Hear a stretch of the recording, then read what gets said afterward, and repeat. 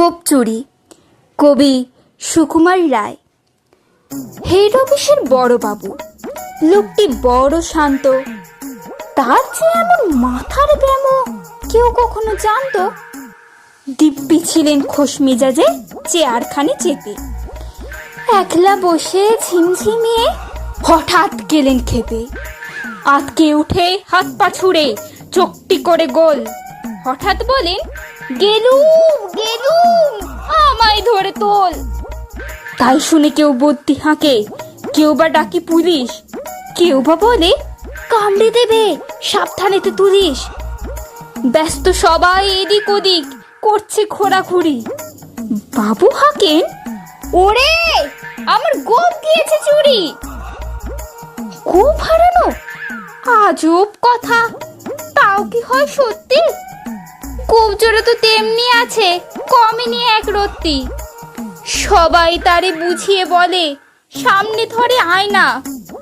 মোটেও গোপ হয়নি চুরি, কখনো তা হয় না। রেগে আগুন তেলে বেগুন তেরে বলেন তিনি, কারো কথা ধার ধারি নে, সব বেটাকে চিনি। নোংরা ছাটা, খ্যাংরা ছাটা, বিচ্ছিরি আর ময়লা, এমন গোপ তো রাখতো জানি শ্যামবাবুদের গয়লা।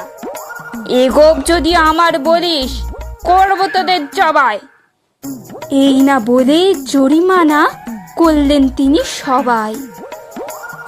ভীষণ রেগে বিষম খেয়ে দিলেন লিখে খাতায়, কাউকে বেশি লাই দিতে নেই, সবাই চড়ে মাথায়। অফিসের এই বাঁদরগুলো মাথায় খালি গোবর, গোপ চড়ে যে কোথায় গেল কেউ রাখে না খবর। ইচ্ছে করে এই বেটাদের গোপ ধরে খুব নাচি, মুখ্যগুলোর মুন্ড ধরে কোদাল দিয়ে চাঁচি। গোপকে বলে তোমার আমার, গোপ কি কারোর কেনা? গোফের আমি গোফের তুমি, তাই দিয়ে যাইছে না।